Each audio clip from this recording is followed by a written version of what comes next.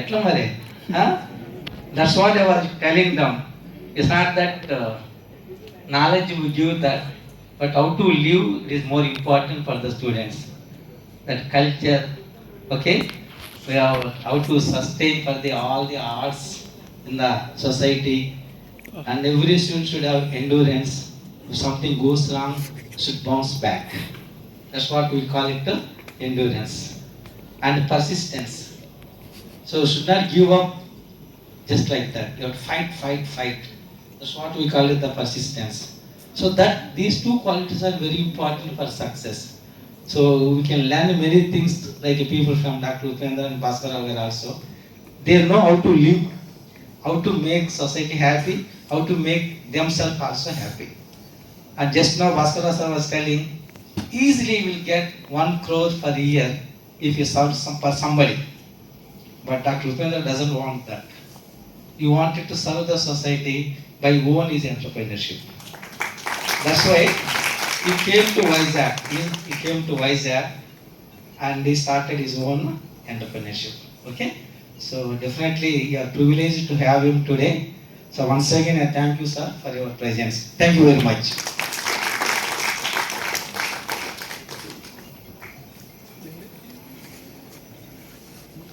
Good morning, boys and girls. Let me at the outset do the formalities. Let me thank Rector Sir, V.M. Rao Garu, and HOD Murli Garu, and Bhaskar Rao Garu for giving me the most favorite that audience that I can ask for. Students are the ones which I actually tend to get attracted to whenever somebody requests me for a talk in any university or a medical school. I usually have a habit of addressing in medical schools and medical students and medical fraternity. But just for a change, this time I chose to be part of this event in Vignan University, where I was told that the audience matrix is composed of students cutting across specialties like pharmacy, management, and information technology, engineering students with diverse engineering fields. I have a special love for information technology because my son happens to be pursuing his BTech course in information technology. That aside, but information technology, as you all know, has got a tremendous potential in current day and age. There's no specialty or no industry or no domain is actually untouched by information technology, as you know rightly. More and more universities focusing on information technology have become order of the day. When I was asked to do a presentation for this kind of an audience matrix, indeed it's very heartening to see more girls than boys. So more girl power. I mean, I really appreciate that. All girls could come in good numbers when compared to boys. When I was asked to do a presentation of this nature to this particular audience matrix, because of my time constraints and not having enough time for me to prepare, as an afterthought, I thought one of the best speeches are the ones which are not prepared for. So whatever I could, because an image can talk 1,000 words rather than me speaking a lot of sentences. So I specifically chose few pictorials for you, which I'll run through, and then probably it will have an impact on you, and that will serve as a take-home messages for you. Why do we come to college? Because you just don't celebrate that you happen to be part of one of an individual in the 77% literacy rate of India. You just don't have to just celebrate that. It is much more beyond that. When you're entering a college, you are entering it for many reasons. The college, the one first thing that you have to remember is what the college gives you may not be as important as what you take from the college. There are many takeaways from the college apart from education. Education is just not something they teach you, they give you the knowledge and a qualification at the end of it. It's just a piece of paper. Unless you apply the knowledge that you acquired during your stay in the campus, there's no purpose of seeking knowledge. So you have come here to seek knowledge after a certain competitive examination in your pre-graduation years. you have struggled a lot, you have come this far, not only to just acquire knowledge, but to seek and acquire skills that are required, how to use the knowledge that is acquired in the campus so that you can make a future out of it and you will be of some value to the community, your family, your nation, probably to the world, where you can contribute in large many number of ways. So you have to seek and take away a lot of things while you are on the campus, and campus gives you tremendous opportunities and advantages. One of them is you can make mistakes. It creates opportunity for you to hope for something, for a better future, for better knowledge acquisition. So when it gives you a lot of opportunity to make mistakes, remember always this about make as many number of mistakes as possible while you're on the campus, because the ecosystem in the campus is going to support you. You have a mentorship going on. You have your peers who can guide you, who are better than you, probably may guide you. You have every opportunity in every scope and every loose end to make some mistake and learn from it. So when you come out of the college and you are going for a job or something, you'll be judged by not by your knowledge, but your skill to solve problems. That gives the employability in any candidate. So you need to make more and more mistakes, and this kind of freedom won't happen when you are outside the campus. So you have that mentorship available 24/7 on the campus. You make more number of mistakes. So no, don't make any mistake of not making mistake. Make mistakes and learn from them. It is not a mistake to make a mistake, but not learning from the mistake is a big mistake. So that is the time, that is the thing that you need to inculcate and develop as a habit and a hobby, to make mistakes, learn from them, and take a pledge that you are not going to repeat them when you have become a good product which is employable. So when you are doing all this, you have peers, you have friendship, you have teaching going on, you have fun and entertainment. Another point that you need to keep in your mind is whoever has come with some hobby to this campus, pursue them seriously.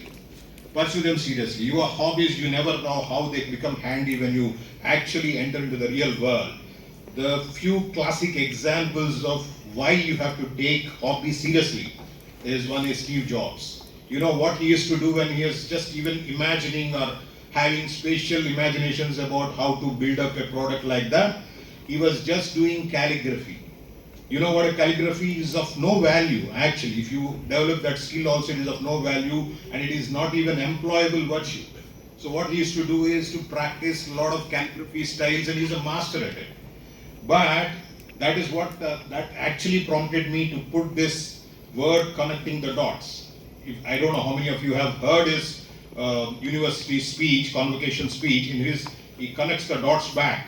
So he's one of the hobbies is to do that calligraphy, and he used to do it so seriously when even his peers used to tell him, you're wasting time, calligraphy is of no use. And that calligraphy is actually incorporated that into the Apple design. Whatever the formats and fonts and everything that you see in Apple phone is all because of his calligraphy expertise. So that is one of the important lessons, that why you have to take your hobby seriously apart from your studies. Studies, as somebody was, Rector sir was telling, knowledge is only 1%. What you do with knowledge and how you are able to use your skill set, I'll come to all that virtues that you have to take away from any campus where you are studying. That comes towards the end of my presentation. These are certain of the things you have to be very vigilant, open-minded, open your eyes, grab an opportunity to use and experiment whatever you have in the back of mind in the campus. Campus is such an immune ecosystem. You can afford to make mistakes and learn from them and move on from there. So this is a very impactful slide. In the top row you have seen, this is a backbencher's eye candy. So if you look at the top row, all of them are college dropouts. Then that prompts the backbenchers to really question whether education is really required or not. So the most educated, in fact, India is the home of education and the land of education. We have given universities like Nalanda and Taxila, which are one of the largest and the oldest universities to the world. So we are a human resource, well-educated, English-speaking bank. human resource bank to the world. So why? Because we are being subservient, we don't have an enterprising quality. Nations which had freedom even after us were more prosperous and they have a higher GDPs. It is just because they are enterprising in nature. This enterprising quality was not there in an Indian education system, which is not embedded in the Indian education ecosystem. That was the reason why we were lacking in creating jobs and wealth creation. That is where we were actually lagging. What we are doing all these years since our independence is trying to create this human resource, well-educated English-speaking bank for the others to use us. So fundamentally you have become employees rather than employers. So if you look at the top row, all of them are college dropouts. I don't have to tell them who they are. In the bottom row, probably few guys who may not know who they are, but, oh sorry, how to use this? Yeah, pointer? Oh, okay. This guy is Jay Vijay. He is the Chief Information Officer of Tesla. But you don't know them, very highly educated person. I don't have to tell them who these people are, they're all. Okay, and this one is Ashish Chaudhary, is the head of Apple, India.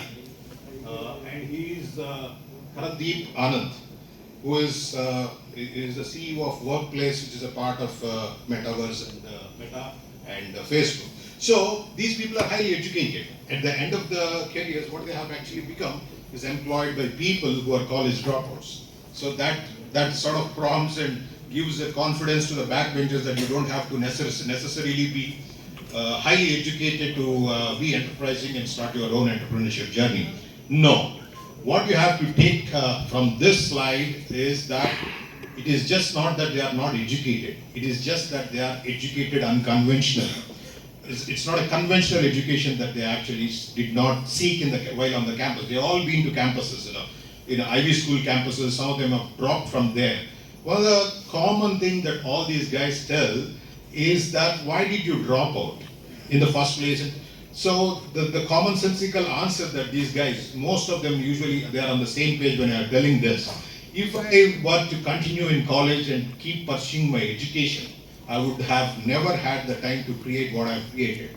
What a great answer that is. That means they are unconventionally wired, unconventionally educated, and they had a vision which nobody was seeing. And they could see that, and they wanted to pursue that, chase that dream, and they never bothered about what the conventional education that the campus trains on, and that they have their own self-belief and conviction in them that it can work in real life. That is the reason which prompted them to come out of the campus and then start their entrepreneurial journey. So that is the takeaway message from this particular slide.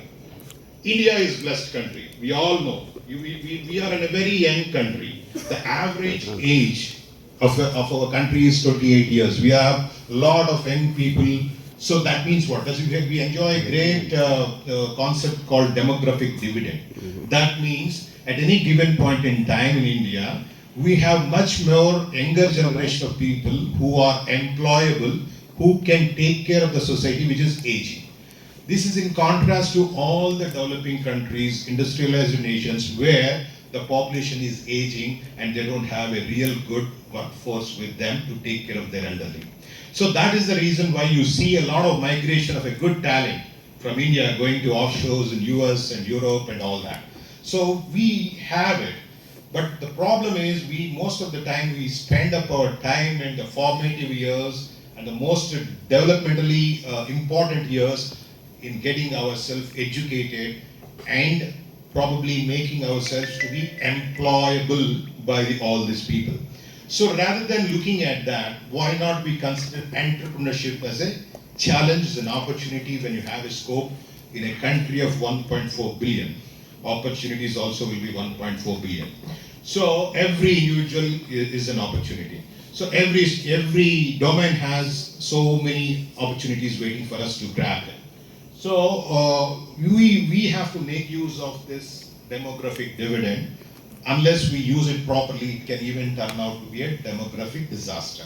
If we don't use our employable young generation, It's not that only employment is an answer for this, but employment creation, job creation, and wealth creation also has to be focused.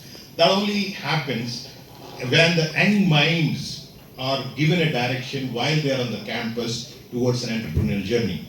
So the first thing that strikes anybody when they have to start an entrepreneurship is fear of failure. Fear is a great virtue. Treasure it. If you don't have fear, then you're not doing anything right. The fear is the guiding force, but you have to use it in a right and a proper direction to achieve your goal. So you understand the concept of demographic dividend. So you all fall in that category where the talented workforce pool can definitely make a change in the growth, economic growth of the country. And you must have heard about all this unicorn story, the great unicorn story of India. Unicorn for beginners is a elusive horse-like animal. It is not existing. It just has one horn in the forehead. So because it is elusive, you never get to see one. And in corporate parlance, a unicorn is a startup company started by some young people and who has a value worth about $1 billion. So that's the fundamentally term what a unicorn is. And today, India unicorns, a lot of unicorns you must have seen during COVID pandemic while you are locked down inside houses, you must have seen a lot of unicorn advertisements. What is a Byju's coming, online classes, these are all unicorns. Okay, Zomato, Swiggy's and Paytm, and all these are unicorns where they have least amount of incubation period, right from the point of inception to the growth of $1 billion, they are all unicorns. You have pharmacy delivered at home. You have Farm Easy. So many unicorns have come in the short period of during these 2 years of pandemic. Right now we have 100 unicorns in India. We only stand at number 3 position in the entire world, only after US and China. So that is the immense potential. Look at the population. Look at the population of the countries there. Only one China that is one ahead of us in terms of population. But the biggest drawback of China is their education and lack of English. So that distinguishes from us to China. Chinese are very enterprising in nature. They are much ahead in terms of manufacturing. Another area where India is lacking is manufacturing. Manufacturing, it contributes a lot to the GDP. Till now, only our IT services and agri are the only two, and pharma. These are the three things that you can think of are the significant contributors to GDP. GDP is a sign of our economical prowess and economical growth. Okay, so unicorn, keep this in mind. Why I'm coming to all this is to just to provoke you, nudge you to think in those lines. If you have an idea as an entrepreneur, you have to start developing and inculcating that habit while on the campus. Ideas come when people meet, people exchange views, exchange ideas, discuss things. Then only you can build up a good idea which is workable, and then probably you can work on that idea. So these are the top unicorns that we have currently in our country. So just I was actually telling what is an employee and what is an entrepreneur. Employee is somebody gets trained, get educated, get a qualification, get a job, get paid, get rewarded, and then go to family back and then enjoy and sit and relax. There's no risk involved in that. Okay, where an entrepreneurial journey, entrepreneur is somebody who has a vision and a plan to execute, who has got an idea, who can see a place for that idea that it can click in the industry and it is scalable and it can create wealth, it can create jobs, is ready and willing to take that risk. You understand the distinction between an employee and an entrepreneur. Entrepreneur takes all the risk. The risk taking ability becomes very important for any entrepreneur. That can be easily achievable when you have a strong conviction on your side. When you are very strong and robust on your idea, you don't feel that the same. There's a saying: if you don't build your own dreams, somebody will hire you to build their dreams. So you have to develop these habits, these qualities and virtues that makes an entrepreneur. So this is the right place and right time for you, where you need to seek these virtues. You may find some good things from your peers and your friends and probably your mentors. All that positive things are the ones that you need to imbibe while on the campus. So Yes, you have planned that you want, you have aimed and have a goal and passion to become entrepreneur. Then what next? A goal without a plan is just a wish. It will remain a wish. Passion without a plan, it remains a wish. So you need to plan. You need to properly plan what to do with it. So that's where we are heading. And mind you, entrepreneurship is not just a sprint, it is a marathon, it's a journey. It's a journey that has its own pace, it will have its own ups and downs, and you should be mentally prepared, and you have to develop that character if you want to become an entrepreneur. So these are some of the characters that one should have, and these are certain things you can develop.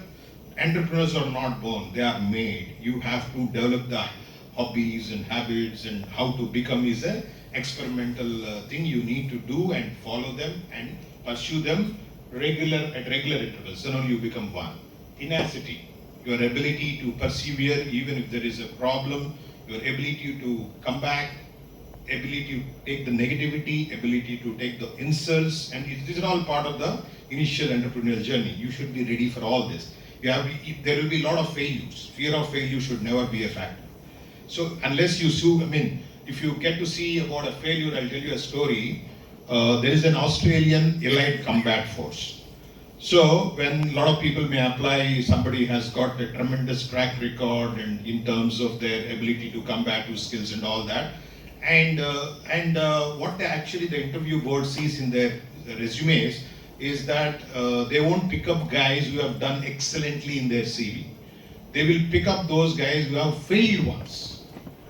And then they are more interested to understand from the candidate how they have come out of that failure.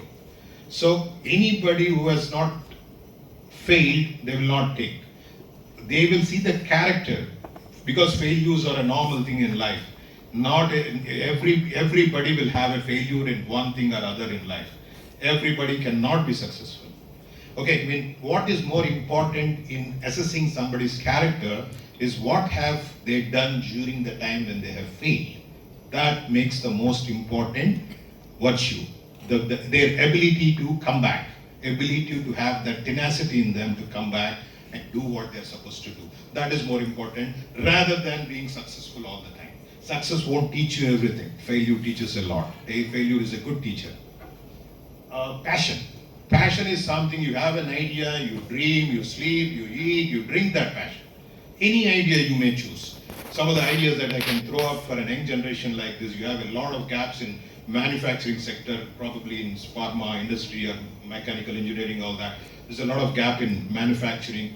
Indianized manufacturing, because India is a different market. You need to cater for the low cost market. You have to produce those kind of things in products which are low cost, which can reach the masses, because India has got a tremendous market potential where, because the population is so huge, you have a different kind of market seekers. So the other area is climate change. So climate is a big thing. A lot can be done in the area of pollution, where you can invent or think about in lines of how to reduce the pollution and all that. So these are a few of the things that I have just under my hat, and then I thought I'll give tolerance. Tolerance to a lot of negativity. Tolerance to somebody giving a different opinion when you are discussing, debating, having a discussion with your group of friends who have similar idea to develop. You have to have the tolerance, and somebody may criticize you. That can happen. You should have that kind of emotional intelligence, not to take the criticism, but to take the positive thing out of that, and then take the criticism in a constructive way and see how best you can improve upon that. And you should have a vision. Vision is something which is an idea where vision a lot depends on the conviction you have on the vision. If you are strong on your conviction, that comes with reading, with experience, with knowledge sharing, and you're talking to people, with your mentors, you develop some kind of a vision. Yes, I want to do in this particular area. This is my vision. Why you need to have a vision? You need to focus on that. Self-belief, conviction. Yes, I can do. There is a thin line between confidence and overconfidence. So you have to always linger in that geographical division, and then you have to maintain that confidence levels which is required to pursue a passion. Flexibility and rule breaking. Rule breaking is so easy for everybody. Okay, everybody, young generation especially, they just want to break the rules. Whatever the older generation or a bridging generation comes up, it may not be liked by them because that's entirely perfect. Because the times are changing, the technology around you is changing, the ecosystems around you are changing.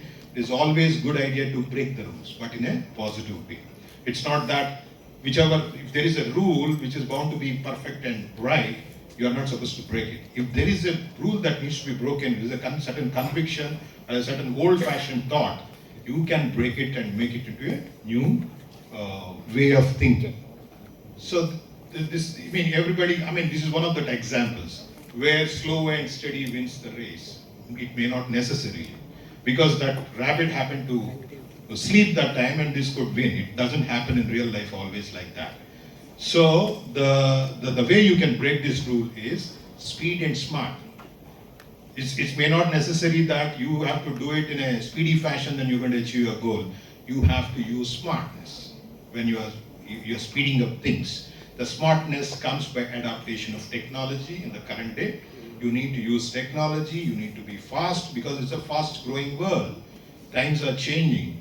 So I'm just quoting one example of how you can positively break any certain pre-existing proverbial rules. Attitude. Another big thing for young generation is attitude. Attitude is everything. You must have seen several YouTubes and Instas and all this posting about attitude. The general message that gets across to any young generation is attitude. They confuse it with swag, with style, and not respecting elders.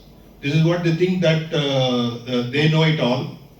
That kind of things are perceived as generally attitude. Attitude is the only word which when adds together will give you 100. Neither success nor any other word will give you 100. If you have to be, attitude is what? Attitude is your self-belief, your confidence, your conviction. Those are the attitudes. Not like your style and swag and all that is not amounting to any attitude. Those are all what you see is only visuals and they are optically maybe good. But what actually tests your strength when you are in the job market or something, you need to have attitude, means it is an in thing. It is not shown to outside world. It's just a confidence that you have. You have to practice attitude. This is the right time when you are in the formative years and the developmental years in a campus. You need to practice attitude. Attitude is your self-confidence. How the self-confidence comes? You do it, you fail, you do it again. This time you get the confidence that I am never going to fail. So that is how you build up inch by inch, brick by brick attitude. So attitude is everything, not the style and swag. These are all, optics. We are optics. Don't go by. Entrepreneurial process, yes, you developed an idea, then what? So you have a business plan, because ideas, when they translate, it creates a job creation facility, it creates a wealth creation. You need to be giving jobs to job seekers. So you have to have a developmental business plan. And then you have to raise funds. Where are the funds coming from for all this to develop into? You have to build proof of concept, you have to show that your idea actually works, you have to evidence that. Then you have a lot of different scope of investments in different types of investments. You have angel investment, you have private equities, and all that management people you must be knowing, and how these funds can be raised. And the government of the day has actually a lot of encouragements and opportunities given to young generation who actually who are enterprising in nature. They can use some of those that are available for them. So you need to promote them. Promoting is again a big thing. It's an advertisement. And you start it, build up a prototype, scale it up, and then you harvest the results that you get out of it. So whenever you are stuck with any thought process while you make this journey of entrepreneurship, these are the best friends. You always have to question yourself. It is not that you don't have to ask anybody. It is you question yourself. What, who, whenever you are stuck, wherever you are stuck, ask these questions. You will find an answer in one of these questions. You yourself will find. So practice this. Okay, this is the time, and because once you get into the job market, you will not find time to even think about it. So this comes as a habit, and you have to keep practicing it. You are stuck with something, anything, life, education, career, whatever. Any difficult situation, these are your friends. You ask yourself. These are the questions of insight. You have to look into to get an answer. These are your friends. They will definitely bail you out in whenever you have any situation. So, if you are not scared of your dreams, they're not worth fighting for. So you should have that kind of a dream which is so big, unless what is the worth of having a small dream and it doesn't make a difference in life or it is not impactful. You should have such a big dream, actually it should scare you. As President Kalam used to tell, dreams are those that won't come when you sleep. They are those that won't make you sleep. Okay, so you have to dream such a way, you have to dream so big that will scare you. Then you know that it is worth dreaming. Nobody has got a monopoly on any ideas. Everybody has an entrepreneur and the proverbial entrepreneur's bug in them. Anybody can do it. Anybody who has got an idea, they can actually think in lines of pursuing it, discuss with mentors, discuss with peers, develop this quality of enterprising while you are on the campus, and then nobody's got monopoly in ideas or for that matter in entrepreneurship. So I will leave you with the kind of virtues that you require in making yourself shape up as an entrepreneur. Knowledge, college will take care of that. You will anyway attend classes, have your knowledge lectures on whatever subject that you chose, and then discipline. I don't have to tell much about discipline in any college. College, first what it does is make you disciplined. You can get the best definition of discipline when you look at the military. They are the ones who are supposed to secure the country. If you have to secure yourself, you have to be that much disciplined. So you draw that source of inspiration by looking at stories that involves army, how they are so disciplined to protect us. You need to protect yourself by your own self-discipline. So you must have heard about this story. You need to be patient when you are an entrepreneur. So the good story is that there's a thing called Chinese bamboo tree. Chinese bamboo tree you must have seen in a lot of YouTube motivational videos. It has a unique property. When you sow the seed, it takes almost 4 years. Till that time you don't even see a sprout coming out. After that you need to still water it, you do everything that needs to be done for that. And once after that 4 years, it almost grows like 80 feet within 6 months of time. So for an outsider, they just see, oh, it has gone so tall, but it just took 6 months. How can it be possible? No, it has grown for 4 years and 6 months. What was it doing for the last 4 years? It is developing its roots. So you need to be patient sometimes. You need to grow your roots deep down. All this can happen. This forms the right soil. Campus is the right soil to take the deep rootings, to look into yourself, what you actually are, how can you better yourself, and then once you come out of it, you have all the virtues in you to become a great entrepreneur or a great employee. Focus. Focus is the most important thing. If you a lot of diversions can happen at any point in life, and more so probably in campus, but you need to stay focused. Focus is the most important virtue that you have to carry with. And all these things you need to practice. They won't come just like that. They are not magical. You need to practice them. Once you practice them, focus is something, it's a great virtue. You should not deviate from what you have set out for. Emotional intelligence. Very, very demanding thing in the market. If you are not emotionally intelligent, intelligence is different, IQ is different, EQ is different. Emotional quotient is different. If your IQ is very high, if your emotional quotient is not up to the mark, you are not job worthy, or you are not worthy at all. So your emotional intelligence practice, that happens only with social interactions, not social media. You need to empathize with peers, you need to communicate with them, you have to be socially taking and dealing with emotions. All that kind of different mixture of emotions are possible on campus. You deal with them. You seek help from your mentors. You seek help from your counselors. Be prepared for emotionally intelligent this thing. So, communication skills, extremely important virtue that you need to carry. Why do we need to communicate?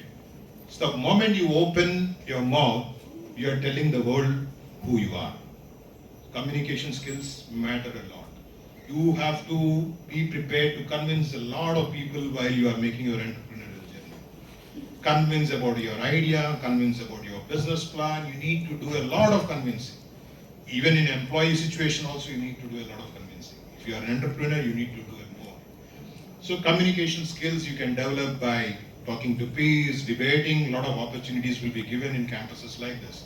You need to talk to the friends and on social media, digital, expressing your opinions. These are all various sorts of written communication. The one thumb rule for any good communication skills for somebody to develop, there has to be a good listener first and a good reader. Without these two, communication can never be improved. So you need to be a good reader, good listener. Read a book of your choice, need not be subject.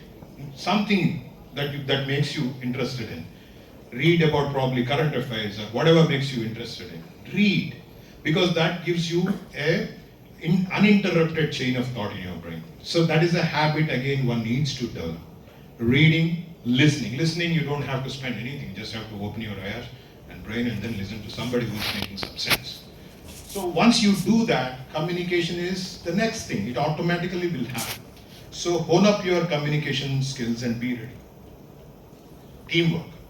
This is very, very critical and very important, especially in a corporate world. Not even in corporate world, even in entrepreneurial enterprise also, you need to be capable of building an organizational structure or a team.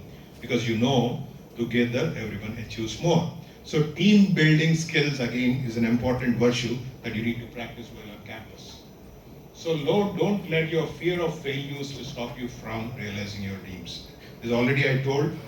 And with this last slide, I end here. Social media addiction, I don't have to tell the other one. It's just a criminal wastage of time. I hope none of you indulge in that and then make your future very brightful, inculcate some of the habits that we have talked about today, and come out as a very, very great citizen of this country, a proud student of this particular campus. And lastly, I'm very thankful again to the organizers for having me do this year. And in fact, I forgot to probably tell you that I have a connection with Rattegaru.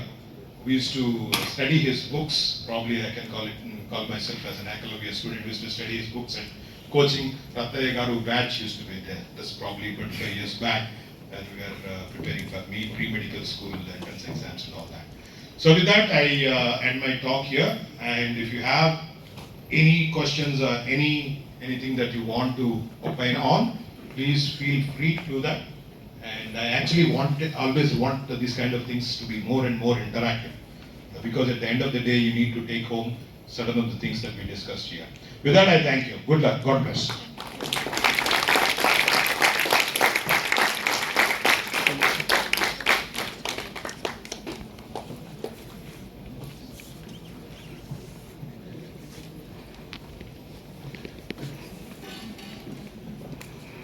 Thank you very much, sir. This lecture was very productive for all our students, because I know a couple of students and many of a good number of girls are indulged in entrepreneurial activities. They have that feeling like they wanted to be an entrepreneur. For that purpose, they have joined MBA. There are so many students here. So I would say it is very productive for them. So as like Sir had lovely said, that we learn from our mistakes, and if it will be a very great mistake if you don't do a mistake, and it will be a very big mistake if you don't if you repeat that mistake. That's lovely said by Sir. And Sir has explained about qualities of entrepreneurs, what kind of qualities you need to have to become an entrepreneur in your life, and how you put forward to your great ideas to the people. And what type of attitude should a young generation should have nowadays to come up with entrepreneurial activities, and the process